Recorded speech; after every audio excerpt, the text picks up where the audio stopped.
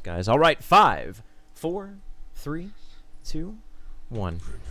Potentially the last game of the day here on Agora's Rising number 3, day number 1. It's all about can Warpath Gaming book themselves a ticket to the semifinals to face up against Baylife, man. We're gonna have to see.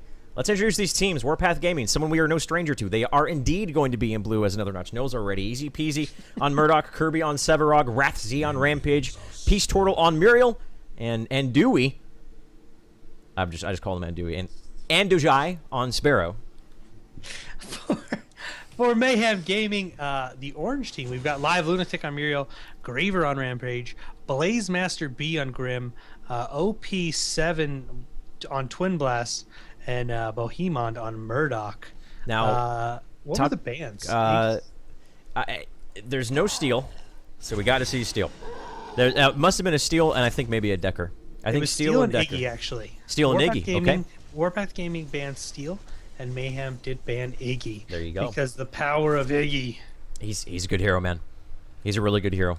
I think it makes me so happy that we've seen both Iggy and Gideon coming into play here and being played both in varying ways, but at the same time, ways that are still impactful. So it's just a testament to how well Epic has done thus far, and it's just going to continue to get better and better and better. One day we'll have a true draft where we won't have duplicates, but until that day arrives, we're just going to have some fun and watch some competitive play.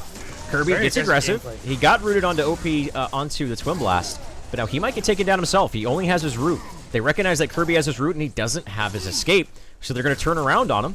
They're trying to get him. Rasty body blocking as best that he can. Not going to be able to secure it, so Kirby is going to be able to float away from there. Just like Super Smash Brothers. You can never knock out that Kirby. You just float back to the stage. Again, bumping of the fist. No one gets knocked out. These teams are trying to fill each other out. I want to talk about the composition of Warpath Gaming. It's that good old tried and true double warrior frontline with the Rampage and the Severog, double ranger between the Murdoch and the Sparrow, and in the back line is your support on Muriel. And it's on the a little bit of a difference here for Mayhem. They are going with a solo frontline warrior, but they have 3 rangers. Anytime you see a team with 3 rangers, you better believe that they are putting themselves in a strong late game situation. So we'll see how that plays out when it comes to the early game. I would like to see around level 5, around level 10, Warpath Gaming get aggressive in some sort of way, whether it's aggressively push towers, aggressively take map control, or aggressively take team fights. I want to, we need to see the aggressive. We've seen a lot of aggression from Team Volatile, and it's set them up to win. So yes, aggression seems to be a good. You can really knock the confidence levels from the other team down quite a bit, and it keeps them to playing it makes them play passively. The one thing I want to point out is, again, this new hero, Blaze Master, is on Grim. I'm surprised we haven't seen any Grim dance. I've been calling him Murdoch 2.0 during my stream for the past week and a half because he just does so much damage. He has a way to stop ultimates and totally negate ability damage with his bubble, and a huge knockback and an ultimate. Epic decided, we know this ultimate is kind of BM, so they just named it GTFO. I love it, man. We have the OP buff in ultimate called GTFO. What does it actually stand for? I don't quite like the gyrating. I'm not sure. That's like some Miley Cyrus stuff going on right there, but it doesn't actually stand for what we know GTFO to stand for. But nonetheless, I think it's funny that Epic definitely showing off a little bit of a sense of humor. Looking at early game cardization, that's a thing, right? Rassi picking up the overflowing gifts. So normally when we see this is generally something we see on someone like a different support like a Muriel or a Decker, but putting on the Rampage isn't a bad idea as well. It's pretty much just an exchange. Either Rampage will get the ward or Muriel gets the other one. It's just a stylistic difference between the two. But anyways, I digress. Overflowing gifts. It's a activatable for 14 seconds, grants 14 health regen. So this is with the benefit of it being static. That means the earlier you get it, the more beneficial it is. So I was just about to say, I wouldn't be surprised if he's... Yeah, I was going to say, that's something you want to see in like level 1, level 2 fights. You use it, then generally they sell it and pick up another item. And that's exactly the case going into that Thorned Greenweave. Energy armor and physical damage, that is the card that Rampages love getting their hands on. The GTFO stands for Gyro Targeted Force Orb. Got it. I got G right. I got the G right. I think you said gyrating. I think you went off a little X-rated there. It's not gyrating, it's gyro. gyroscopic, whatever you want to do, man. Whatever you want to call it. Nailed it, nonetheless. He's got it, boys. Nonetheless, we nailed it. Let's take a look at the lanes. These teams are falling into shape, trying to find lanes. We saw a early engagement early on, something we normally haven't seen in that sort of wide open environment. But it's all about that farming game. The red orb and blue orb has been picked up. It's just a Muriel pushing a lane. They potentially could have punished if they were into position. Not going to be the case, though. Sparrow all by her lonesome self in the left lane. And I want to see, personally, I want to see Mayhem Gaming punish this Sparrow. They have a strong roaming combination with their Rampage. Bohemian, he's going to be able to get behind his tower. He's going to spot it out. The root is there. They're diving early. I think they're going to be able to get this, though. And that's what I'm talking about. That double front line grants you the ability to do that sort of thing. You can juggle the tower aggro. That's exactly what they did. Good first blood. Strong execution by Warpath Gaming. Yeah, I mean, towers cannot protect you when you have 2 tanks and then, like you said, juggling, backing out. They were switching the damage from hero to hero, and allowing them to get that kill, and they picked up that early game card experience. Like you said, I want to see Sparrow get punished as well. They have really strong rotation. Keeping that Sparrow under farmed really negates her mid to late game presence. If you can keep her card experience down, she's not going to be much of a problem for the teams when we get to that mid to late game. She has virtually no escape, and I say virtually no escape. Her escape is killing you. Yeah, that's no her version escape. of an escape. Yeah.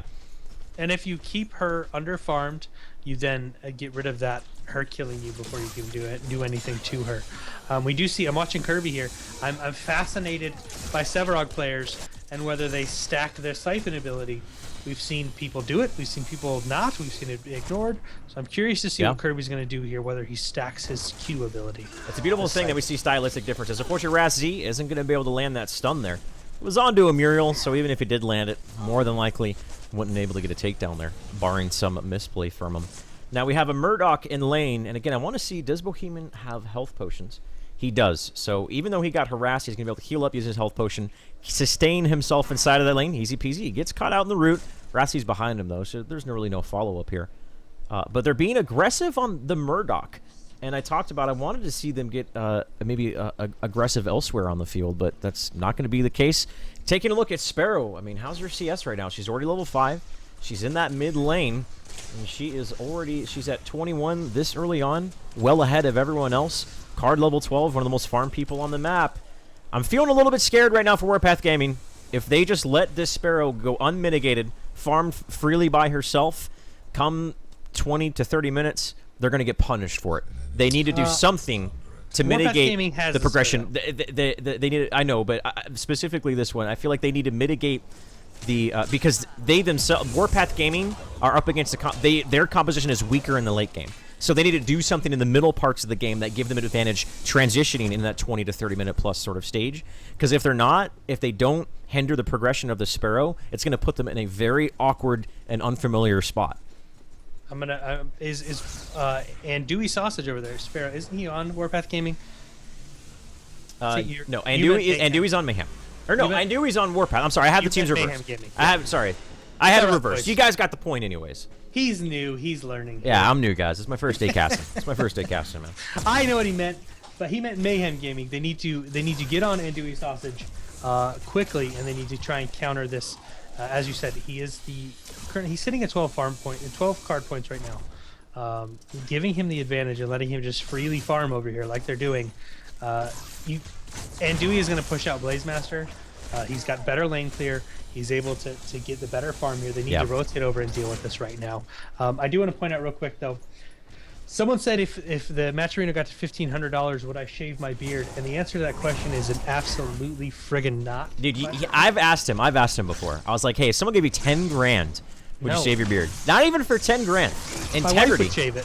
First Muriel being forced out. The devastating blast is there, but the reversal of fortune is going to pretty much completely mitigate that. And now Warpath Gaming are kind of in a little awkward spot. They have means of egress. They're going to get away cleanly. Kirby and Wrath on this Sevarog and Rampage have been attached by the hip, roaming across the map. They've gotten one kill out of it early on, but they're just constantly roaming across the map, and the response from Mayhem Gaming has been on point. Every time these two are missing from one side of the map, then they mirror the actions and then try to push down the lane. So This roaming composition isn't being that effective because, simply put, Mayhem Gaming is playing around it and playing very effectively. They're playing very effectively. Gooch, I just had that error you were talking about with the cards. Where like it goes over like your mini map is like mini-map for no reason it just switched. So I don't know what's happening on the mini map at all, Gooch. You're gonna it's very, very weird right now. Hopefully it fixes itself. Yeah, I was gonna point out before the bug happened. Kirby is actually not doing much farming on Sevarog. Yeah. We don't see any shoulders. We just watched him. I mean, he had multiple last hits he could have landed there, and he said nay. So we're going to see him more focus on being that tanky bruiser. Right. And his main goal is going to be supporting his team. He's not going to be worried about getting the health. He's not going to be worried about getting that extra damage on his Q, right, because he knows that's not what his job is.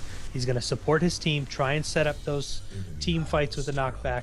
We are going to see engagement here, maybe at the Black Boss. We're looking at it. Wrath's using the front line. He's going to jump forward. He does have his ultimate to fall back on. He's getting hit by the black buff, so he's getting hit by 2 people once right now. The boost, speed boost, coming out from Wrath Z. Looking for a collapse here. Sevarog's nowhere to be found. Here comes the flank from Easy Peasy and the Sparrow, but they're chasing hard. Are they going to dive a tower here? They got to be careful. Bohemian is pretty low, but he's now in the safety of the confines of his own tower. Here's a turnaround. Warpath Gaming might have overextended a little bit. Easy Peasy. It's looking a little bit hard for him, Parcheesi. Reversal of Fortune's going to be there to keep him alive. So a back and forth team fight. Look at Blaze Master though. He was looking for a flank, potentially to go in there, but flanking on Grim generally isn't a good idea unless you're way ahead. So I'm glad he didn't go in there. He could have got turned around on and got punished very, very hard. So both these teams, they're digging for opportunities, but they keep coming up short. We are seeing Mayhem Gaming though. They're trying to make aggressive plays. They're not being overly aggressive, but they are trying to turn these. When they see a hero's getting low, they know they have the protection of their tower. They're turning. We just saw them do it. OP used his ultimate. Of course, there was a Mural ult that saved Easy Peasy. But they're playing smart. They're giving themselves some protection because they are a little bit behind in the card game. Not much much at all. But they are a little bit behind, so they're trying to play. They're playing smart, is what we're doing. This is what they need to do. I like that. If the game just turns into a farming match, if they can just farm to the heart's content, then that's going to put Mayhem Gaming in a good position. And Warpath Gaming, you can tell that they're one under pressure because they're trying to roam around. But Mayhem Gaming just seems to have their number. Every time someone's missing from the minimap, they fall back accordingly. I mean, look, another aggressive sort of rotation over here on the right side of the map. Live Lunatic, OP7 already underneath the safety of the confines of their tier 1 tower. Nothing can get done. I mean, if the moment Kirby lands a root onto someone squishy, followed up with a devastating blast from Easy Peasy, that's more than likely going to be a kill. The stars just simply haven't aligned.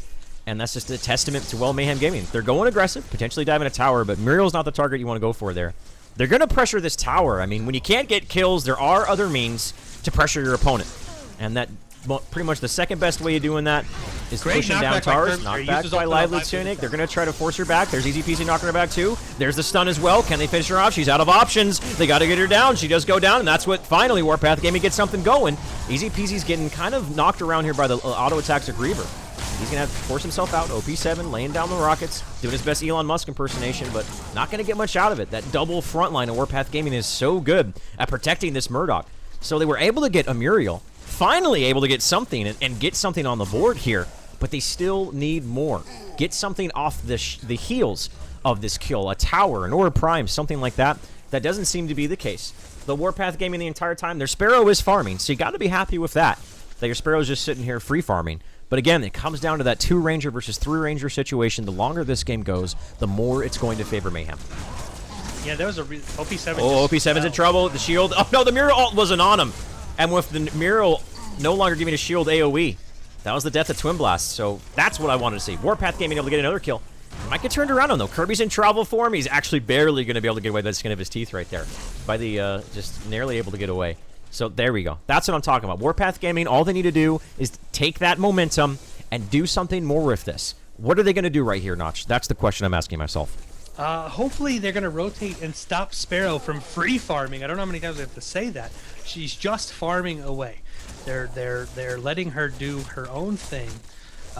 You know, they're fighting under their towers. They're trying to play passively. They're trying to fight under their towers because, as you said, they are a late game team with those 3 carries. You've got OP7 on Twin Blast, Blaze Master on Grim, and Bohemian on Murdoch. They just want to get Yeah. that card experience. They need to stop dying.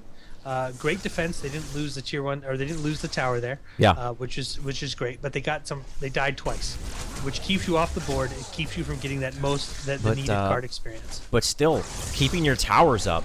I mean, if you could just give up 1 or 2 kills to keep your towers up at the 15-minute stage, you're gonna be content with that. I mean, Warpath Gaming has built themselves a 2 to 3 card level lead. Kirby actually the most farm person, but you want your farm on your Sparrow, and she's pretty farmed as well. She's equally as farmed. She is now going to that Blade of Agora. She already has herself the Wind Carver Blade. She has an offensive maneuvers as well, which is a very good card. It gives you both defensive and option utility, giving you a little bit of crit, and more importantly, giving you some tankability when it comes to auto attacks. So the moment that Blade of Agora, about 2 or 3, I'd say the next 2 or 3 card levels, that's when I want to see Warpath Gaming really get hard and just go in there. That wasn't what I meant to say. I really want them to get together and go in there hard. Well, it's taking a turn, ladies and gentlemen. It's taking a turn here. I'm actually hard right now, Gooch. So thank you for that, buddy. Nailed it. We do see, the lane game. They're continuing to play. Mayhem Gaming is continuing to play a little bit passively, which they need to do. They need to keep these towers up. We need to get to that 30 minute mark. I just looked over at chat. We need to get to that 30 minute mark. They need to get to about 30 card points. At 30 card points, we're going to see them get really hard, and they're going to go in there, ladies and gentlemen. They're gonna hit stone form, man. Stone and form. then go in there, man. So no towers have gone down. Warpath Gaming has had a couple of takedowns. It's not enough to put themselves in a place where they can be comfortable yet. I would still feel uncomfortable and tense if I was Warpath Gaming. They need to get more to this. I mean, when it comes to their composition, when it comes to pushing down towers, they have 2 range. Their wave clear is pretty much entirely on Sparrow, who's been by herself farming alone. And I think that's the biggest reason why they haven't been able to push down towers. Murdoch's wave clear gets significant once he gets like his 4th item. But they lack a lot of consistent wave clear. If they want to push down waves, they have to group up with the Sparrow, but if they group up with the Sparrow, then they're not farming efficiently. It's either one or the other, and it looks like they're betting more on just giving Sparrow all the free farm in the world. She is up to card level 27. I mean, that Blade of Agora is now maxed out. She has an offensive maneuvers. If she wants, she could just start upgrading this with crit, and that will put her about that 30 to 40% crit chance, and she'll just be dishing out huge amounts of damage. Yeah, massive amount of damage. She's going a little bit of attack speed, major strike, kind of the standard build we see for Sparrows here. That offensive maneuvers is such a great card. You gain your physical and energy armor 44 for just putting the card in your, just applying the card. Once you purchase it, you gain that. And then she builds off crit on this. Here we go. Warpath Gaming, easy peasy, using the Devastating Blast. We've talked about it ad nauseum. This tower's going to go down. I think Rasty is lagging. He is definitely lagging. As he, aimlessly runs forward with a little bit of choppiness there. Thankfully, he didn't disconnect, though. That was funny to see. So they get a tower. That makes me happy. Warpath Gaming got a tower. It was the right lane tier 1. They took away a little bit of map control right now. And if they can get the left tower, maybe fall back to the Orb Prime, something like that, they'd be in a phenomenal position. As far as looking at the progression on the side of Mayhem Gaming, their Murdoch, he's starting to max out as a Gorn Scepter. He already has a little bit of crit on his micro nuke, so 2 to 3 card levels, he's going to hit that timing. Twin Blast already has his Blade of Agora. Grim, he actually doesn't have any crit bonus right now. He has a little bit of utility. He went with the Sorcerer's Ward.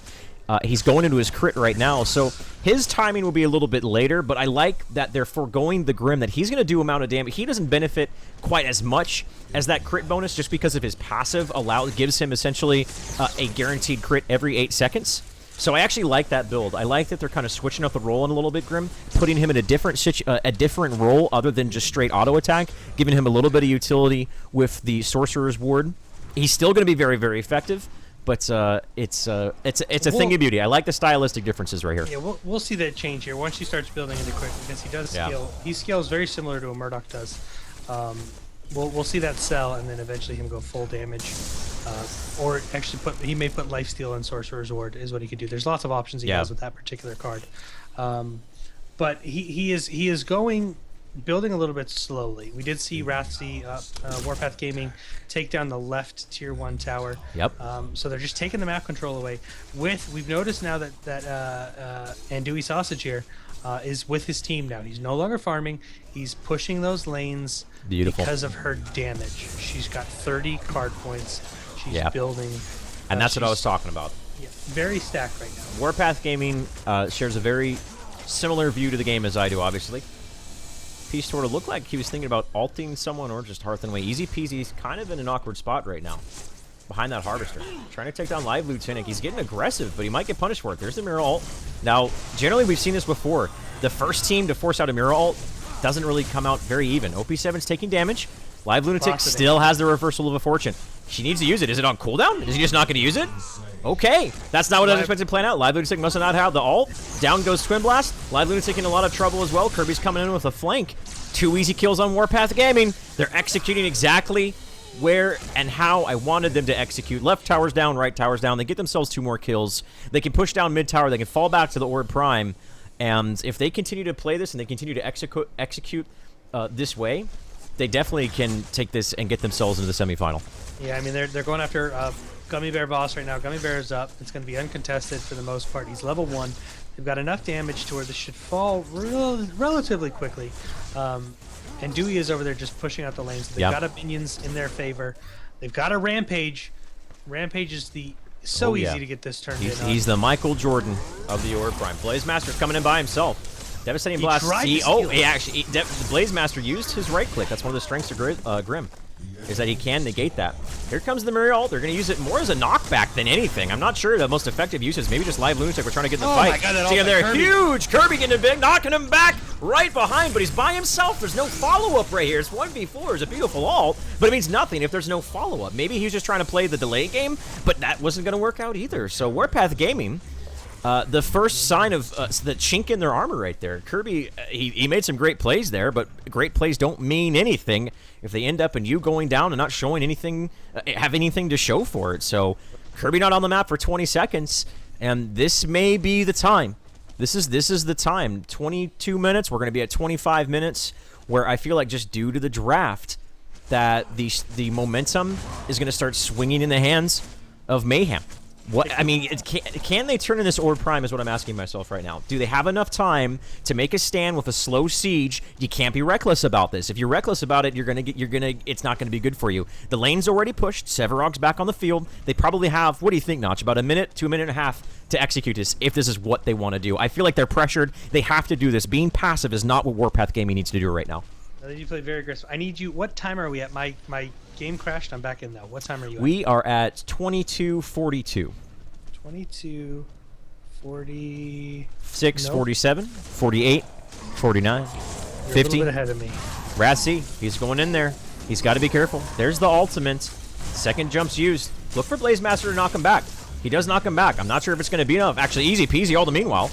Actually catches out Mayhem Gaming's Murdoch.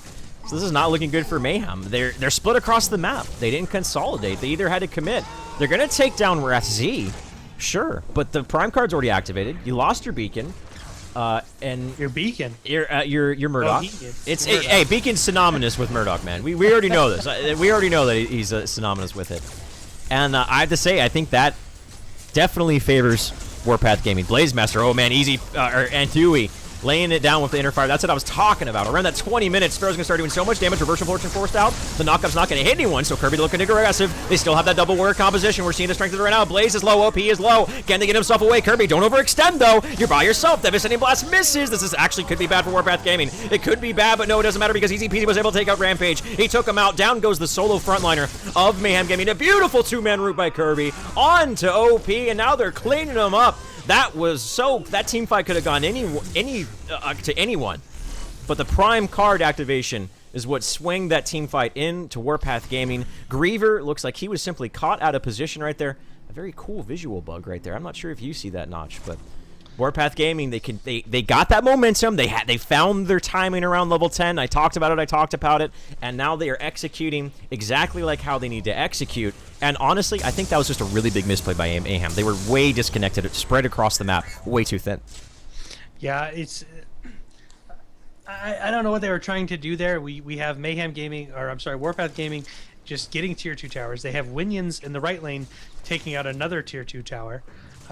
It's at below 10% health right now with 8 minions, 6 minions on it, another wave coming in. Yep. So Winions may take down another tower. I'm trying to get, I've got a lot of errors happening right now, Gooch, so I'm doing Rip. my best. I've got the map error, I've got a issue with the game lagging like crazy. I think you need to update your drivers, man. Drivers are updated. Drivers Well, I'm not sure what's going on there, but we it did see happens. that tier 2 tower fall to Winions. Blaze tried to go over and clear it up, but Grim has very little lane clear. Yes. Worst lane clear in the game right now. Even Twin Blast does a better job at clearing lanes with Twin his Blast little was pretty landmine. good because of his mine, exactly. Yeah, because of his mine. He's got an advantage there. I mean, but the two most farmed people on the map are your Sevarog. I'm not too concerned about that. Sevarog with farm, it doesn't scale with him quite as well, but Sparrow at 42 card points is going into the lifesteal now. This is something we see where we see that Blade of Agora. She sold the Blade of Agora. Generally, when you're ahead, it's always a good idea when you're ahead around that 4th or 5th card item to pick yourself up some lifesteal. So she switched out the Blade of Agora into another crit bonus item. This is a beautiful build. You can tell this is very well refined. This is a practice build, and it's not the first time we've seen this. You know, that Sword of the Altar. And now 36 lifesteal, that's a static percentage. So 36% of the damage that Sparrow is doing is going to be lifesteal. So, I mean... That's her escape. We talked about her. Yeah, exactly. Escape. That's it right there. Her escape is just blowing you up.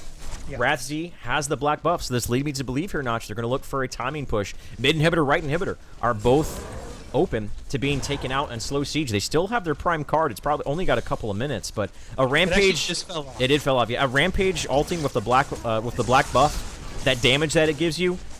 I mean, I feel like it's almost inevitable that an inhibitor goes down here. The defense for Mayhem Gaming has to be immaculate for them to defend an inhibitor if Warpath executes this appropriately. Yeah, I mean, with the ability to dive a tower, whether it's an inhibitor or not, that Rampage has is insane. He can dive the tower. He can ult. He also has a Muriel that can ult on top of him, giving him that extra that shield. good old Muriel Rampage, like 1-2, where you can just dive towers. Right. Yeah, exactly. And so it's like you said, they have to defend this. They have to defend this well. I'm expecting a split push, and as we can see, Andui. I know I know we're butchering that, guys. We're doing it on purpose. We're going at this with point. it, man. I'm gonna go with Andui because I like it. We've already forced one person on one team to rename their name because we slaughtered their name so badly, but Ritsukai. I love you, Suki. But yeah, I do expect to see. I was expecting to see a split push, but they're just posturing. oh, at Live this point. Lunatic, easy peasy. He's coming around the corner. The flank is here. I don't think Live Lunatic knows about this. You're gonna have to ult away. Is now realizing what's going on. The speed boost is on cooldown. I hear a rock. Are they gonna get the rock bottom? It's not gonna be there. But Live Lunatic is gonna they go got down. a stun from Easy Yep. Peasy. Was able to knock him back with a shield. Live Lunatic is very low. Beautiful. Melted, ladies and gentlemen. Melted. Now the black buff still on Wrath-Z. Even with Muriel, this was going to be a difficult defense, but they don't have that all-important defensive utility hero. Their support's off the field for half of a minute. Devastating Blast is going to be used to clear the waves, so that's going to give them a little bit of time. But there is still a couple creep, and I mean the backdoor protection's there. Is it going to be enough? Very tense moment. Though I feel like if Mayhem Gaming can defend this, they can keep themselves in this match. It all comes down to this moment. Whoever comes out of this exchange favorably is going to be the one more than likely to be able to take this match. Bohemian, he gets taken out. Kirby's low as well. Can they go at Griever using trying to do something? They're targeting down the Sparrow, but turn around on Kirby. Blaze in a lot of trouble. Kirby's low. He doesn't even care. He says, I have no health, but that's okay. We're so far ahead. I'm just going to be able to tank your damage. Warpath Gaming are going to take 3 more deaths, or 3 more kills, take down this right lane inhibitor.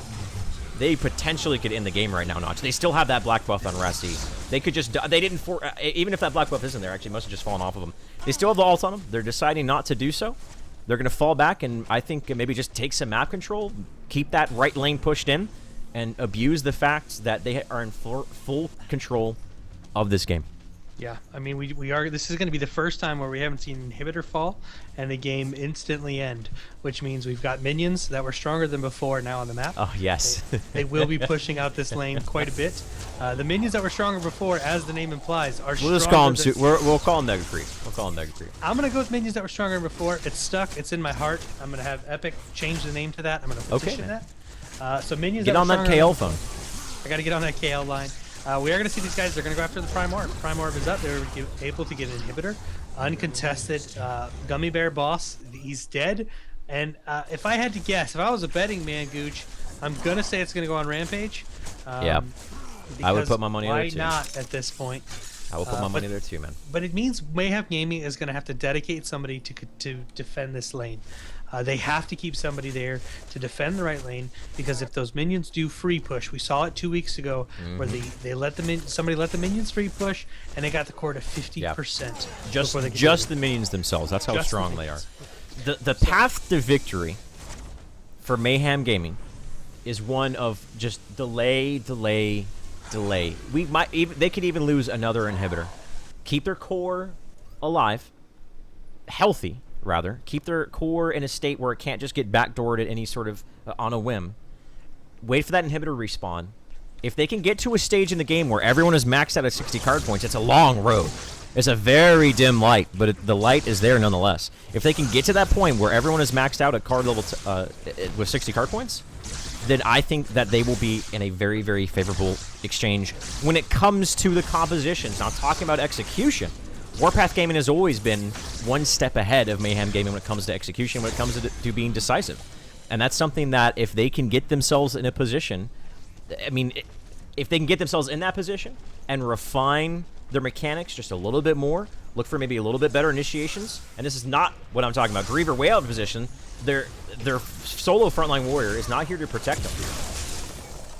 And now he is, and now he's by himself, so he can get jumped on right here. So this is just, I feel like Mayhem Gaming is just a little bit scrambled right now, Notch. Yeah, I mean, they're definitely taking it back. They've had Warpath Gaming has had some really clean team engagements, and every team engagement has gone in favor of Warpath Gaming. Yeah. I know in solo queue and when you're playing by yourself, losing a team fight can really discourage your team. When you've lost 3 or 4, you're going to be a little bit passive. Yeah. They're defending at this point. They're just Blaze Master taking a lot of damage, and that's not what we wanted to see. Grim, very, very squishy hero. Gets absolutely destroyed. They should have just make their stand at this inhibitor. That's what they had to make their stand. The People's Elbow gets knocked down on OP. He's going to get taken out. Live Lunatic is just standing there taking the damage. And the Sparrow, man. The Sparrow factor. We talked about it for almost the first 15 minutes of this game. Warpath Gaming, they know their timings. They know how to execute. They executed accordingly. Reaver's trying to be the last hope. He's the last bastion available for Mayhem Gaming right now to keep this alive. But with 2 inhibitors going down, Warpath Gaming don't necessarily have to end the game right now. I think they're going to look for it, though. 4 people down. Yeah, they have the Orb Prime. Wrathsea is relatively healthy. And they have that double front line, which gives you so much sustain in these team fights. The ultimate on top of the core. Ladies and gentlemen, we have it. We know our 4 finalists. Warpath Gaming is going to move on. Mayhem Gaming, unfortunately, they're going to be knocked out. But they did qualify for the next Agora's Rising event, so